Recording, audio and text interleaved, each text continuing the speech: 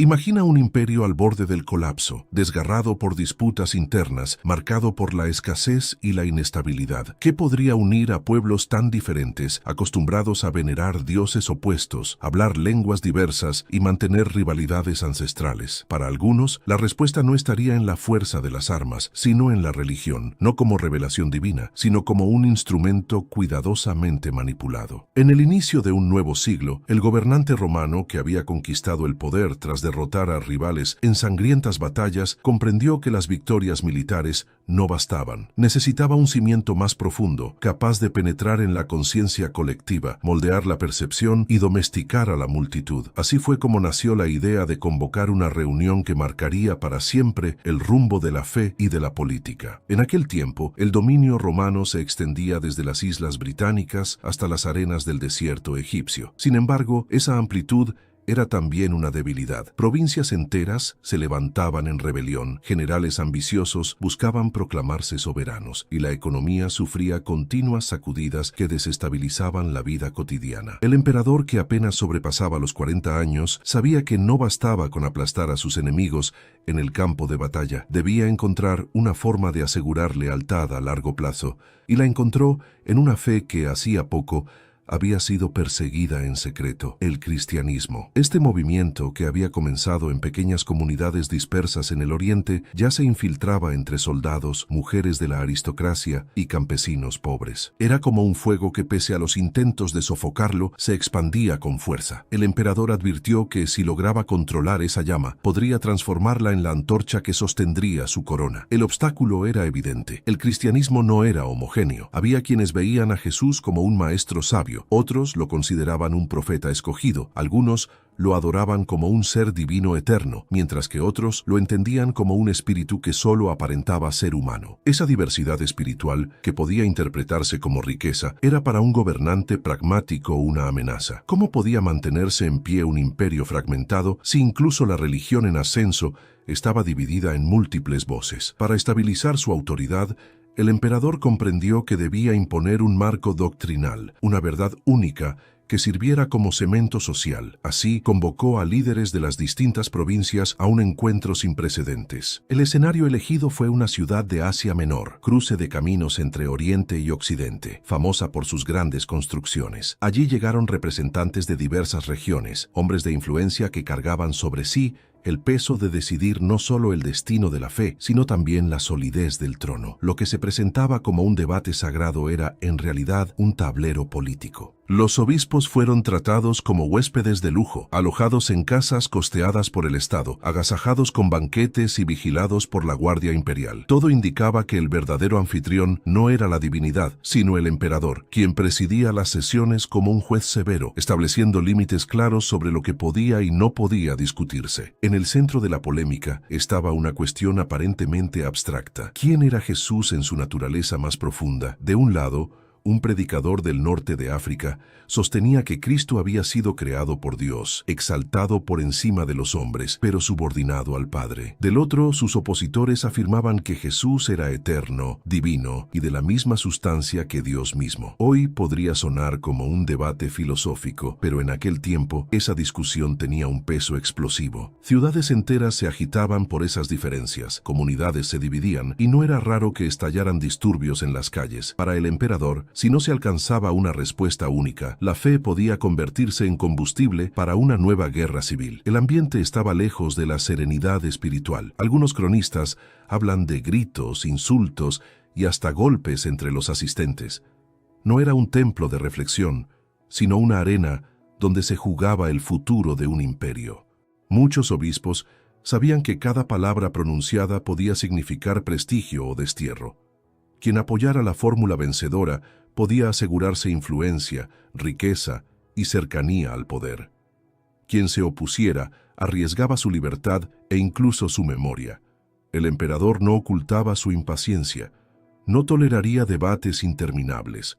Lo que parecía búsqueda de la verdad se transformó en una lucha por sobrevivir. Finalmente, se estableció una fórmula. Se declaró que Jesús no era una criatura creada, sino eterno, y de la misma sustancia que el Padre.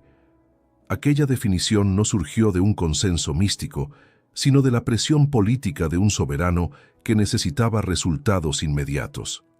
Para él, lo importante no era la profundidad teológica, sino la creación de una frase breve, clara y repetible, capaz de funcionar como símbolo de unidad. Esa frase se convirtió en un documento histórico, un credo que definía no solo doctrina, sino también lealtad al imperio.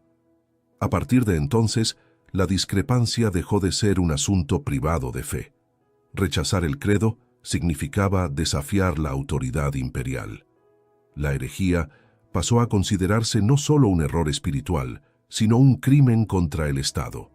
El cristianismo, que había surgido como un movimiento plural y marginal, comenzaba a ser moldeado en un sistema uniforme al servicio del poder. La religión, que en sus orígenes respiraba diversidad, se transformó en una herramienta de vigilancia política. Este fue el inicio de una nueva etapa en la que fe y poder se entrelazaron de manera inseparable. Pero lo más significativo no fue la decisión en sí, sino el modo en que se impuso. La pluralidad fue comprimida en nombre de una unidad artificial.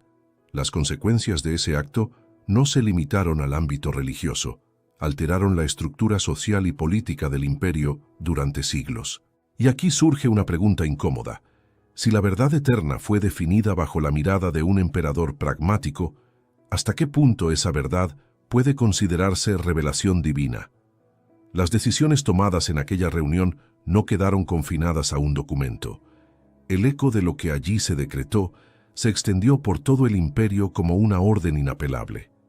Lo que hasta entonces había sido un movimiento diverso se transformó en una institución. El cristianismo dejó de ser una red de comunidades con interpretaciones variadas, para convertirse en un cuerpo doctrinal rígido, administrado desde arriba. La fe pasó a ser vigilada, y cualquier desviación de la fórmula oficial se convirtió en sospecha de traición. Los textos que no encajaban en la nueva ortodoxia fueron marginados, silenciados o destruidos. Líderes que se resistieron al credo fueron condenados al exilio y en muchos casos sus nombres borrados de la historia. Lo que antes era multiplicidad de voces se convirtió en uniformidad obligatoria. La creatividad espiritual fue sustituida por la repetición de frases fijadas en papel. Los seguidores de aquel predicador africano fueron perseguidos y sus escritos reducidos a cenizas, como si jamás hubieran existido. La consigna era clara: lo que no se ajusta no existe. La ironía es que la mayoría de los fieles de aquel tiempo apenas comprendía las palabras filosóficas usadas en el debate. Conceptos como sustancia o esencia eran vocabulario importado de los filósofos griegos, términos que jamás habían salido de los labios de Jesús ni de sus primeros discípulos. Para el campesino, el soldado o el artesano que luchaba contra la miseria, poco importaba si Cristo era eterno o creado. Su preocupación era sobrevivir al hambre, a los impuestos abusivos y a las enfermedades. El concilio no reflejaba sus angustias, sino las de los poderosos que veían en la fe un campo de control social. Desde ese momento, cuestionar la ortodoxia equivalía a desafiar al imperio. El hereje ya no era un simple creyente con otra interpretación, se transformaba en enemigo público. Ese cambio abrió las puertas a siglos de persecución, censura y violencia. Lo más inquietante es que la misma Roma que había perseguido cristianos ahora usaba el cristianismo como arma para perseguir a cristianos diferentes. El movimiento que había nacido en las sombras de la opresión comenzó a erigir su propio aparato de opresión. El emperador tampoco estaba movido por una fe profunda. Continuaba celebrando rituales paganos, mantenía el título de sumo sacerdote de la religión romana y mandaba acuñar monedas con la imagen del sol invicto. Incluso su bautismo ocurrió tarde, en su lecho de muerte, y según algunos relatos fue realizado por un obispo cercano a la doctrina que el concilio había condenado. Este detalle revela que, para él, la teología no era convicción, sino herramienta política. La verdad no importaba tanto como la apariencia de unidad. Muchos de los obispos que asistieron al encuentro también vieron en él una oportunidad de ascenso.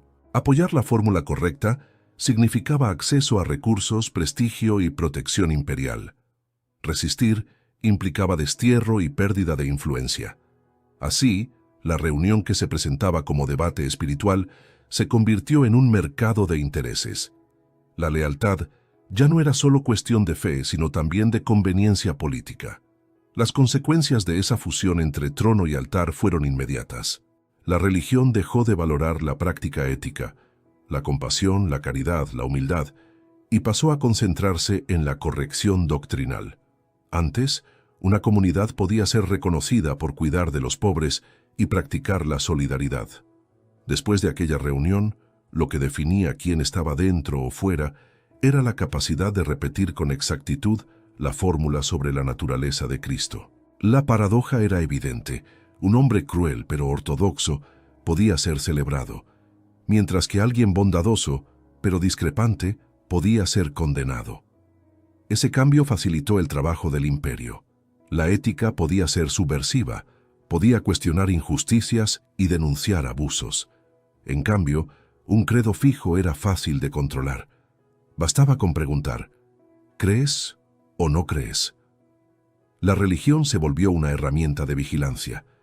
Quien recitaba el credo era ciudadano leal, quien dudaba era sospechoso. Así la espiritualidad dejó de ser un camino vital para convertirse en un examen político. Incluso detalles aparentemente menores, como la fecha de la Pascua, fueron unificados en aquel encuentro. La lógica era evidente. Si la religión debía ser instrumento de unidad, no podía haber diferencias ni siquiera en el calendario. Todo debía estar bajo control. Nada podía dejarse al azar, porque cada diferencia representaba una amenaza de división. Esa mentalidad marcó el rumbo de la cristiandad durante siglos. Decretos, concilios, fórmulas y prohibiciones. Lo más perturbador fue la transformación de la memoria. Con el tiempo, los relatos sobre aquel encuentro fueron reescritos. Lo que en realidad fue un escenario de disputas, presiones y tensiones imperiales terminó narrado como un triunfo armonioso de la fe. Se ocultaron las peleas, los gritos y hasta las agresiones físicas que algunos cronistas mencionaron. Se prefirió la imagen de serenidad y consenso, como si el Espíritu Santo hubiera guiado cada palabra. La historia oficial maquilló el caos y lo convirtió en mito de unidad. Pero los registros más cercanos muestran otra cosa. Dicen que un obispo, más tarde convertido en santo popular, llegó incluso a golpear a su oponente en plena sesión. Sea hecho real o leyenda, lo cierto es que el ambiente estaba lejos de la calma espiritual. Eso demuestra que lo que se decidió allí no fue una revelación eterna, sino el resultado de negociaciones humanas, cargadas de pasiones, miedos y ambiciones. Y aquí surge la reflexión crucial. Si doctrinas fundamentales nacieron en medio de disputas políticas, ¿hasta qué punto lo que hoy llamamos verdades eternas no son en realidad ecos de decisiones tomadas por hombres en momentos de crisis? Si llegaste hasta aquí,